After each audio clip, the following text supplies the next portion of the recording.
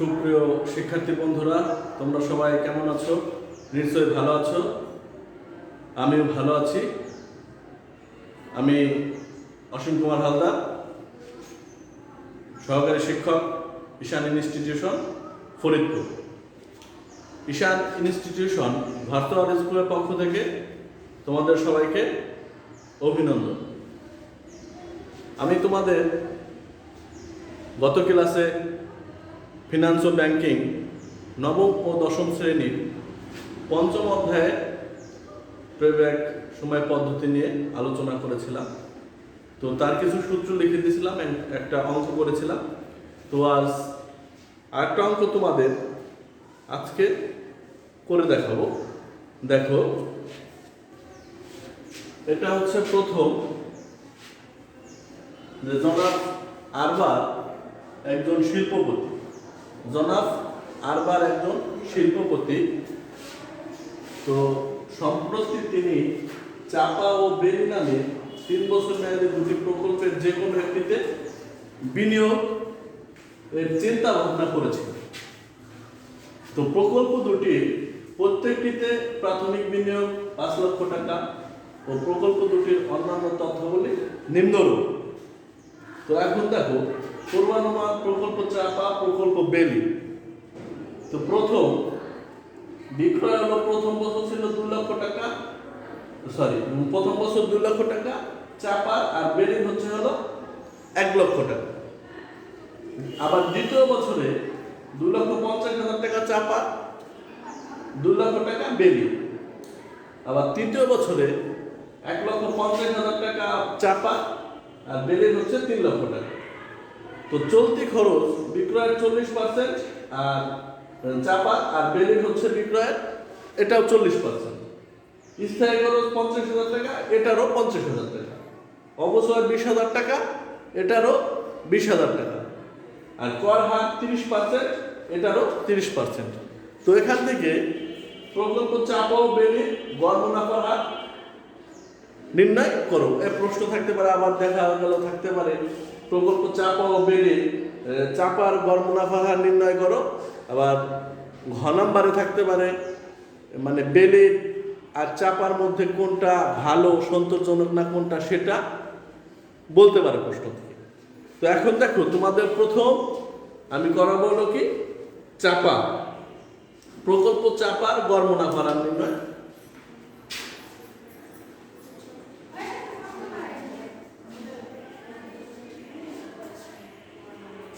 প্রকল্প চাপা গড়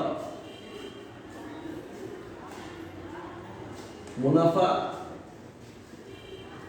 হার নির্ণয়। তো এর জন্য ছক আমাদের হবে, দেখো,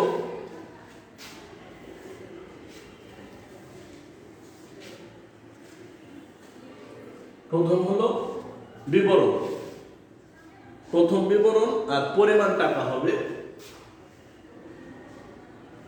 বিবরণ দিলাম, তারপরে হলো আমাদের 3 বছর, 3টা বছর হবে। 1, 2, 3। তো প্রথম আমরা লিখবো হলো কি বিবরণ। বিবরণ লেখার পরে তারপরে লিখবো হলো কি পরিমাণ টাকা।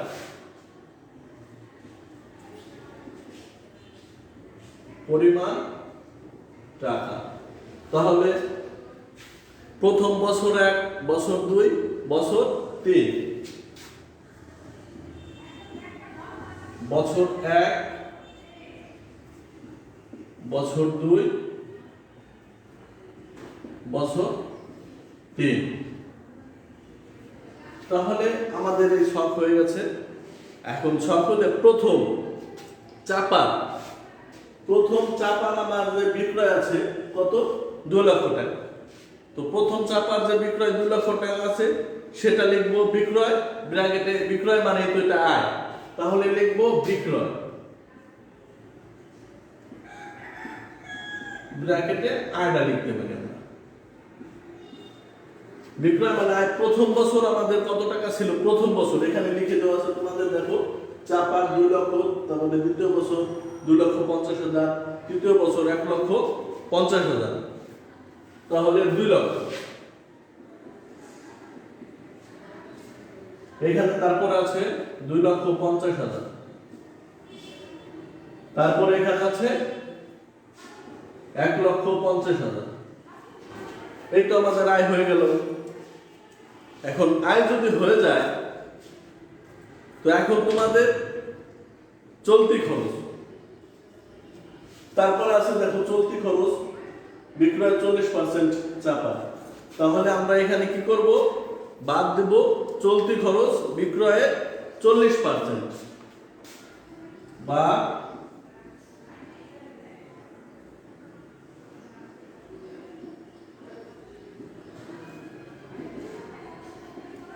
বিক্রয়ে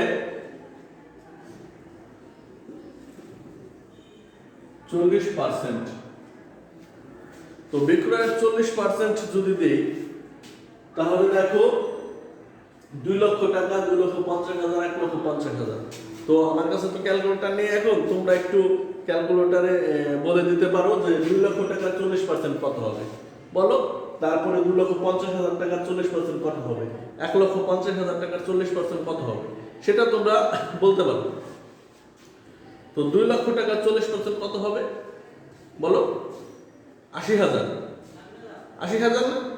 তো 80,000 হলে তাহলে এখানে লিখবো 80,000। এটা হলো কি, বা ব্র্যাকেট মানে মাইনাস, ব্র্যাকেটে দিয়ে দেবো আমরা। এরপরে দেখো 2,50,000 40% কত, 2,50,000 40% বলো 1 লক্ষ টাকা, নাকি 1 লক্ষ। দেখো 1 লক্ষ, 1,50,000 40%, 1,50,000 40% করো। 1,50,000 40% কত, 60,000, 60,000 টাকা। দেখো এই, তাহলে বিক্রয় চলতি খরচ বিক্রয় 40%, এটা হয়ে গেল। এখন এটা আমরা বাদ দিতেও পারি, আবার একবারে আরো যে মাইনাস গুলো আছে সেগুলোও বাদ দিতে পারি, যেগুলা বাদ যাবে আর কি। তো দেখো এরপরে বিক্রয়ের চলতি খরচ দিছে, এখন স্থায়ী খরচটা বাদ দিয়ে দিই। স্থায়ী খরচ বা স্থায়ী ব্যয়, তো স্থায়ী খরচ বা স্থায়ী ব্যয় দেখো, বা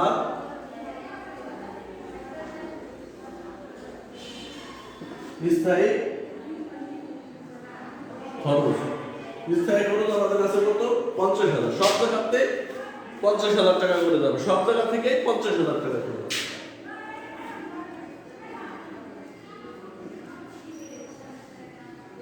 50,000, এখানে 50,000।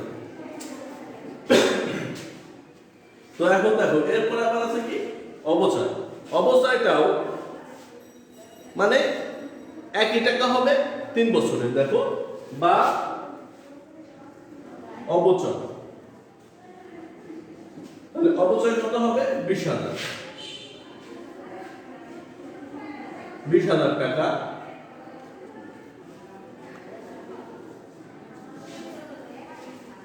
তাহলে তিনটাই মাইনাস, 2 লক্ষ থেকে তিনটা সব মাইনাস করে দেবো। এখন তিনটা মাইনাস করে দিলে কত হবে ক্যালকুলেটর, তোমরা একটু বিয়োগ করে বলো আমারে, আমি এটা লিখে দিচ্ছি। বলো, ঠিক আছে, বলো তাদের বলো। তাহলে এটা থেকে দেখো 80,000 আর 50,000 কত হয়, 80 আর 50 কত, 1,30,000, 30 আর হলো 20, তাহলে কত, 1,50,000। 2 লক্ষ থেকে 50,000 টাকা থাকে।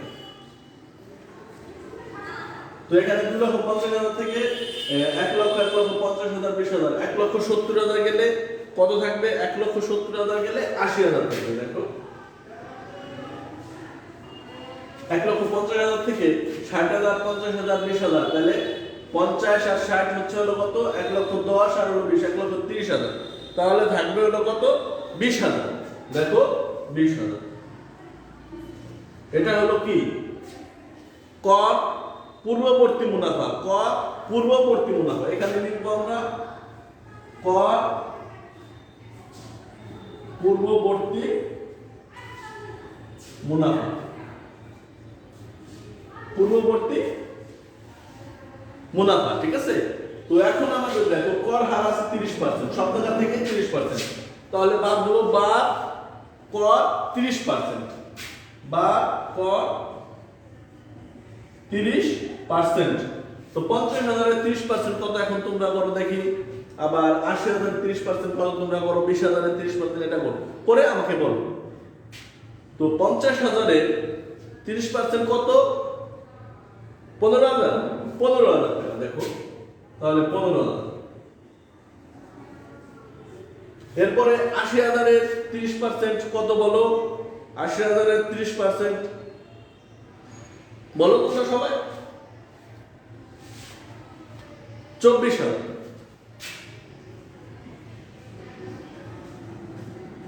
এরপরে 20,000 30% কত, 20,000 30% 6,000। এখন এটা থেকে 50,000 থেকে 15,000 গেলে কত থাকবে, 50,000 থেকে 15,000 গেলে থাকবে হলো 35,000। 80,000 থেকে 24,000 গেলে কত থাকবে বলো, 80,000 থেকে 24,000 গেলে 56,000।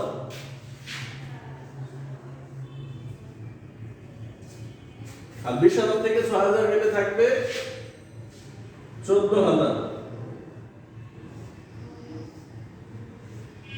এটা হলো কি, কর পরবর্তী মুনাফা, কর পরবর্তী নিট মুনাফা, কর পরবর্তী নিট মুনাফা। তাহলে দেখো এটা আমরা ক্লোজ করি, ক্লোজ। তাহলে এটা বের করলাম। এখন আমাদের হলো কি, গড় নিট মুনাফা। তোমাদের সূত্র লিখে দিয়েছিলাম, যে সূত্র লিখে দিয়েছিলাম সেই সূত্র অনুযায়ী কাজ করতে হবে। এখন এটা তো তোমরা করছো, আবার দেখো আর একটু রিপ্লাই আমি তোমাদের বলার পরে অঙ্কটা আবার দেখছি। তাহলে প্রকল্প চাপা গড় মুনাফার হার নির্ণয়, গড় মুনাফার হার নির্ণয়, প্রকল্প চাপা মানে চাপার গড় মুনাফার হার নির্ণয়। তো চাপার গড় মুনাফার হার নির্ণয়। তো এখন দেখো বিবরণ, পরিমাণ টাকা, বছর 1, বছর 2, বছর 3।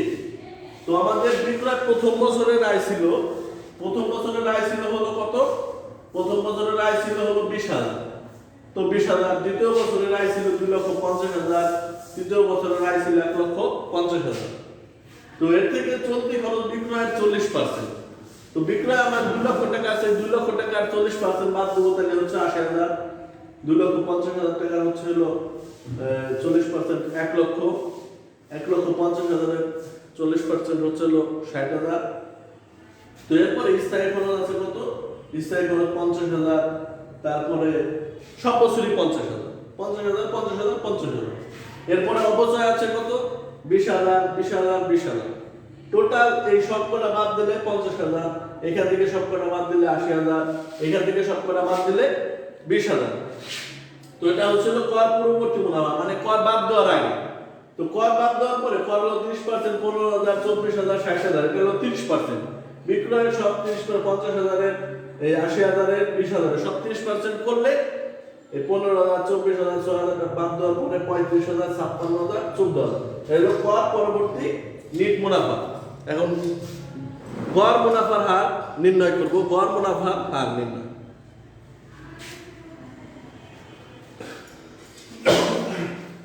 গড় নিট মুনাফা দেখো, এটা এখন মুছে দিই, মুছে দেওয়ার পরে তারপর তোমাদের করবো। তোমরা খাতায় লিখেছো, খাতায় লেখার পরে আমি বলবো যেটা সেটা তোমরা বলবে। দেখো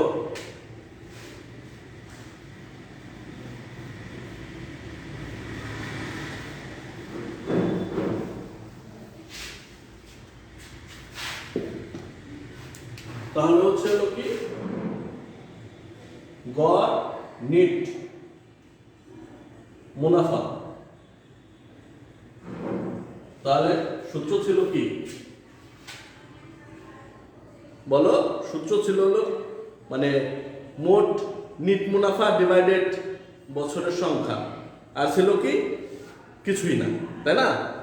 তো এখন আমরা লিখতে পারি যে মোট মানে নেট মুনাফা বা কর পরবর্তী নেট মুনাফা আমরা লিখতে পারি। এখন কর পরবর্তী নেট মুনাফা দেখো, কর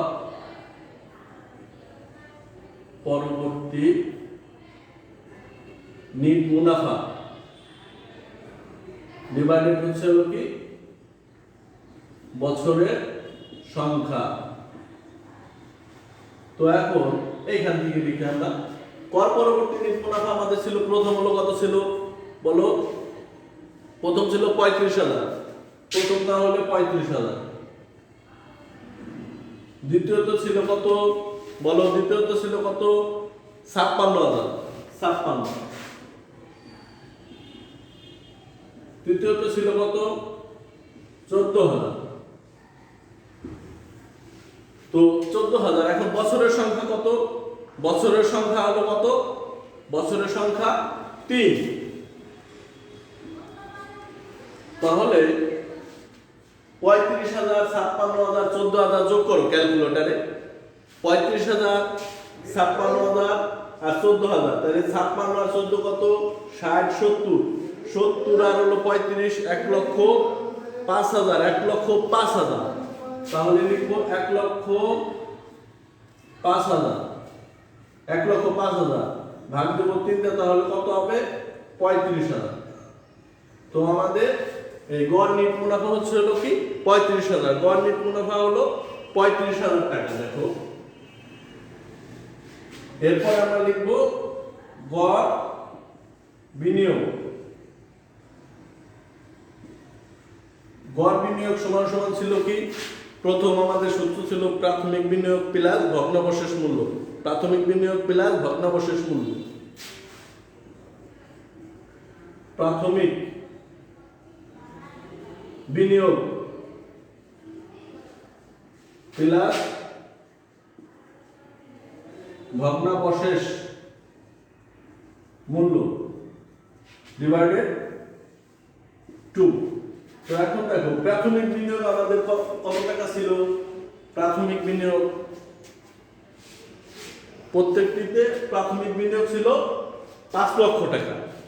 তো দেখো প্রথমে এখন লিখবো 5 লক্ষ টাকা, এরপরে 2, আর ভগ্নাবশেষ মূল্য নাই, এই জন্য 0। তাহলে 5 লক্ষ করে 2 দিয়ে ভাগ দিলে কত হবে? 5 লক্ষ করে 2 দিয়ে ভাগ দিলে কত হবে? 2,50,000, 2,50,000 টাকা। তো এখন গড় বিনিয়োগ সমান সমান এটা বের করছি, তো বুঝতে পারছো? আবার একটু দেখাই, তারপর আমরা গড় মুনাফার হারটা নির্ণয় করি।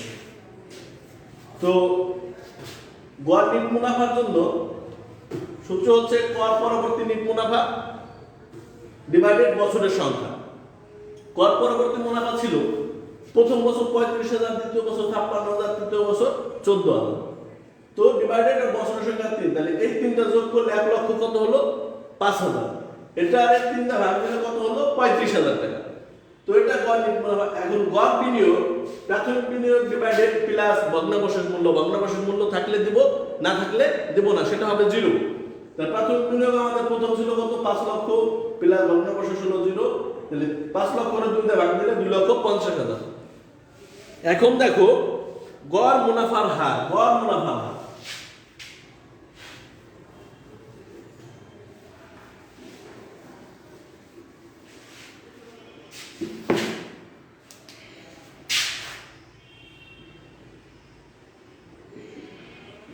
আমরা জানি গড় মুনাফার হার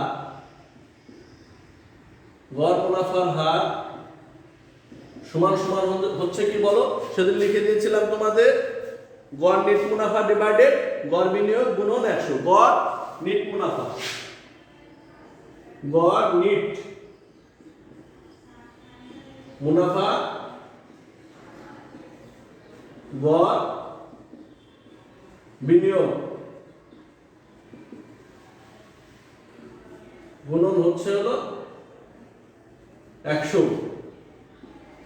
তো গড় নেট মুনাফা আমাদের কত বেড়েছে? গড় নেট মুনাফা বেড়েছে 35,000 টাকা। দেখো আর গড় বিনিয়োগ বেড়েছে 2,50,000 গুণ 100।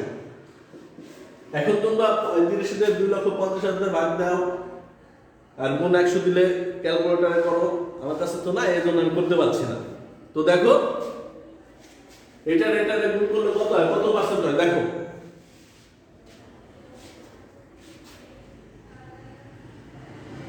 কত? 14%। দেখো তাহলে 14%। এটা হচ্ছে প্রকল্প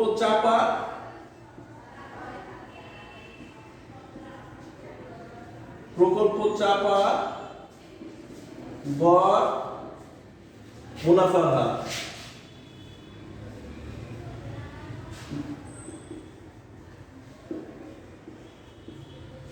চোদ্দ পার্সেন্ট গড় মুনাফার হার 14%।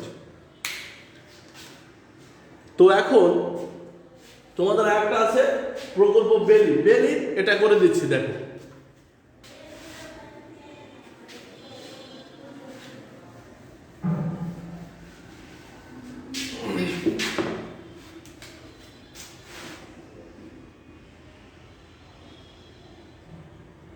প্রকল্প বেলি গড় মুনাফার হার নির্ণয়। যেভাবে করেছি চাপা ঠিক সেভাবেই বেলিটা করবো দেখো।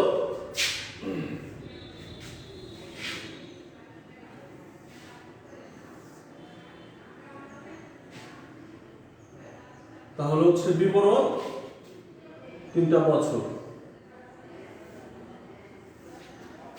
প্রথম হচ্ছে হলো কি বিবরণ, পরিমাণ ব্র্যাকেটে লিখতে পারি টাকা, এখানে হলো বছর 1, বছর 2, বছর 3। তো বছর 1, বছর 2, বছর 3।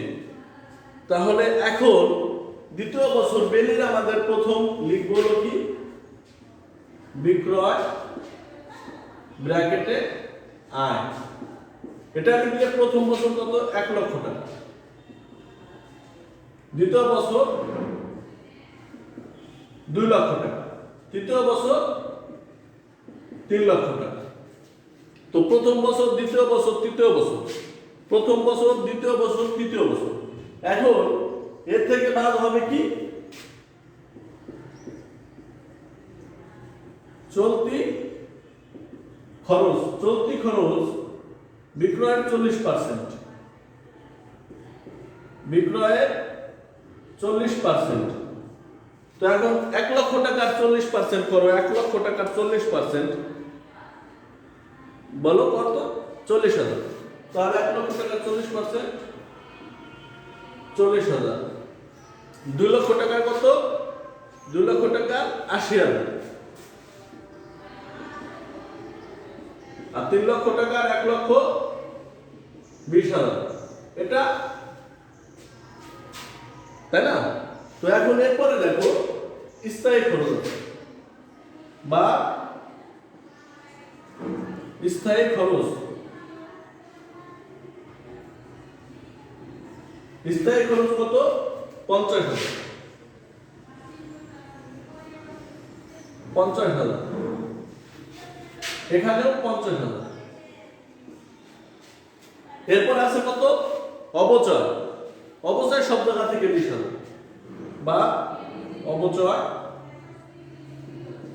20,000। এটাও 20,000, এটাও 20,000। এখন এইটা টোটাল বাদ দিব।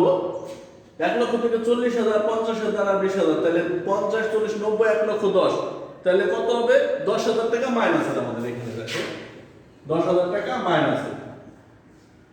2,80,000 থেকে 80,000, 50,000, 1 লক্ষ 30, 1 লক্ষ 50,000। তাহলে এখন এটা 50,000। তো 3 লক্ষ থেকে 1,20,000, 50,000 আর হলো 20,000, তাহলে 20, 20, 40 আর 50, 1,90,000। তাহলে থাকবে কত? 1,10,000। এখন এটা হচ্ছে হলো কি কর পূর্ববর্তী মুনাফা। এখন বা কর হার কত? 30%।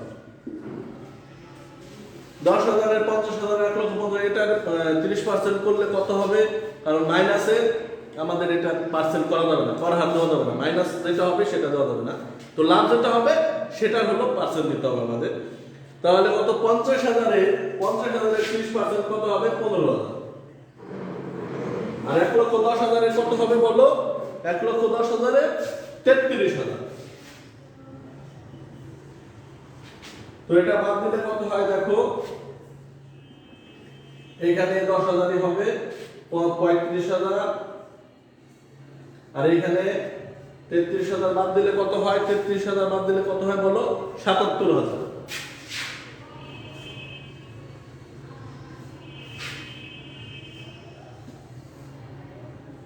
একবারে ক্লোজ দিয়ে দিই এটা। হ্যাঁ,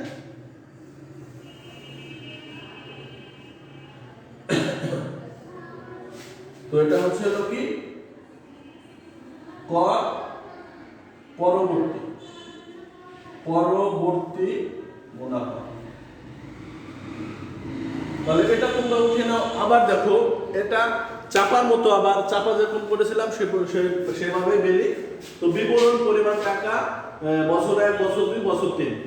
বিক্রয় হচ্ছে আয় 1,00,000 বছর 2 লক্ষ, বছর 2 বছর 3 হলো 3 লক্ষ। চলতি খরচ বিক্রয় 40%, 1 লক্ষ টাকার 40% 40,000, 2 লক্ষ টাকার 40% 80,000, 3 লক্ষ টাকার 40% 1,20,000। স্থায়ী খরচ টোটাল দেওয়া আছে 50,000, এখানে 50,000, এখানে 50,000। আবার অবস্থায় 20,000 20,000 20,000 দেওয়া আছে। কর পরবর্তী মুনাফা, এটা কর 30% বাদ দেওয়ার পরে তাহলে এটা মাইনাস হয়েছে। তো 50,000 থেকে 50,000 30,000 হচ্ছে 30% হচ্ছে 15,000। 1,10,000 30% হচ্ছে 33,000, বাদ দিলে 35,000 77,000। তো টোটাল আমাদের কর পরবর্তী নিট মুনাফা বের হয়ে গেছে। কর পরবর্তী নিট মুনাফা বা ক্ষতি, এখানে ক্ষতিও আছে সেটা লিখতে পারি। কর পরবর্তী নিট মুনাফা ডিভাইডেড ক্ষতি, সরি কর পরবর্তী নিট মুনাফা বা ক্ষতি। এটা মুছে দেওয়ার পরে এখন আগে যেভাবে করছি ঠিক সেভাবেই দেখো, সেভাবেই করছি।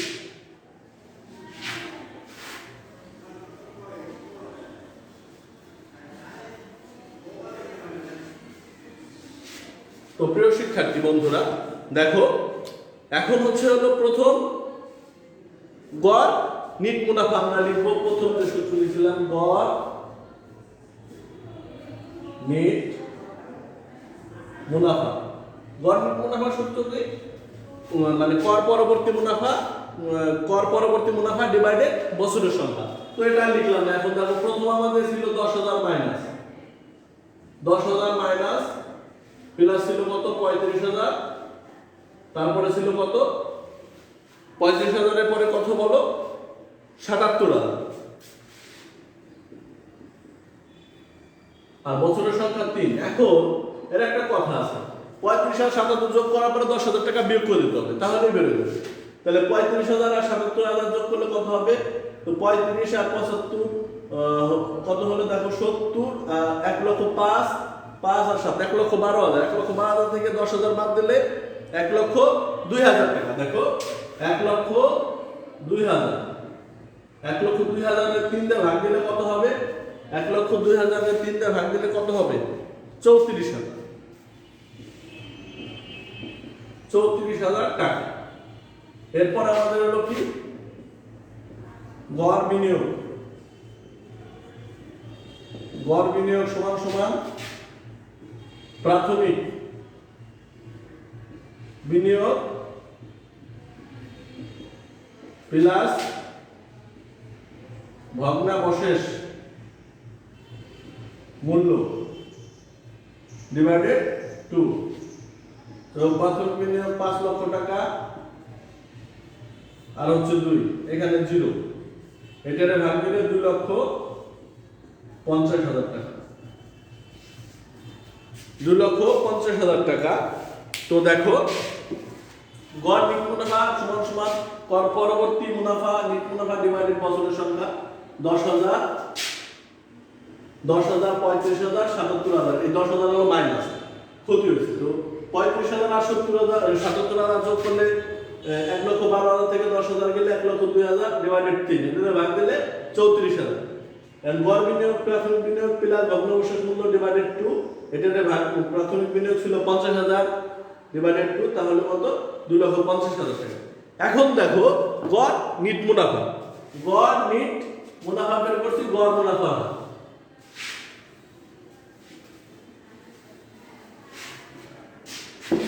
গড় মুনাফার হার,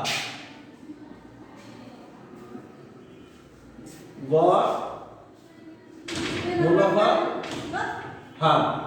তাহলে এখানে তো কি গড় মুনাফার হারের সূত্র ছিল গড় নিট মুনাফা, গড় নিট মুনাফা ডিভাইডেড হলো কি গড় বিনিয়োগ গুণন 100। তো এখন গড় নিট মুনাফা আমাদের বেরোয়েছে কত? গড় নিট মুনাফা বেরোয়েছে 34,000, আর গড় বিনিয়োগ হচ্ছে 2,50,000 গুণ 100। এটাকে ভাগ মানে গুণ দেওয়া ভাগ দিয়ে দেওয়ার পরে কত পার্সেন্ট হবে দেখো? 13 তোমরা ক্যালকুলেটরে দাও, বলো 13.60%, 13.60%। তো এটা ক্যালকুলেটর থাকলে আমি নিজে বের করতে, তারপরেও আমি জানি যে কিভাবে বের করতে হবে, এই জন্য আগেই বলেছি তোমাদের। তো 13.60%, তাহলে এটা হবে সুতরাং প্রকল্প বেলি গড় মুনাফার হার, গড় মুনাফার হার 13.60%। তো বেলি চাপার গড় মুনাফার হার বের করছি। তো এখন তোমাদের গ নম্বরের প্রশ্ন থাকবে যে চাপার গড় মুনাফার হার নির্ণয় করো। তো ঘ নম্বরে থাকতে পারে যে দুটোর মধ্যে কোনটি মানে ভালো তুমি বিবেচনা করো বা সন্তোষজনক সেটা তুমি নির্ণয় করো। তখন কি করতে হবে? আমাদের হলো যেটা কম সেটা আমাদের নির্ণয় করতে হবে, বা যেটা বেশি সেটা, দুটো তো নির্ণয় করলাম। এর ভিতরে কোনটা সন্তোষজনক কম মানে কম পার্সেন্ট হবে। তো আমাদের আগেটা ছিল 14%, এখনটা হয়েছে 13.60%, তাহলে বেলি। তো এখন আমরা এটাকে বলতে পারি যে আরবারের বিনিয়োগের জন্য প্রকল্প চাপা আর্থিক গ্রহণযোগ্য হবে বলে মনে করি। তো চাপা হবে কত? প্রথম চাপারটা যেটা কম সন্তোষজনক সেটা হবে আমাদের, বা বেশি সেটা, দুটার পার্থক্য যেটা হবে সেটাই আমাদের নির্ণয় করতে হবে। তো এখন তাহলে তোমাদের চাপা আর বেলি, চাপা ও বেলির দুটাই নির্ণয় করেছি। তো যখন সন্তোষজনক বলে সেটা তোমরা বিবেচনা করবে বা আমি বলে দেবো তোমাদের। তো এখন এভাবে তোমাদের একটা উদ্দীপক থাকবে, এই উদ্দীপক থেকে তোমাদের ক খ গ ঘ এর উত্তর নির্ণয় করতে হবে। ক খ তো তোমরা প্রশ্ন ওটা অধ্যায় পড়লেই পারা যাবে। তো আর হলো কি গ আর ঘতে মানে তোমাদের এই অঙ্ক থাকবে, অঙ্ক করতে হবে।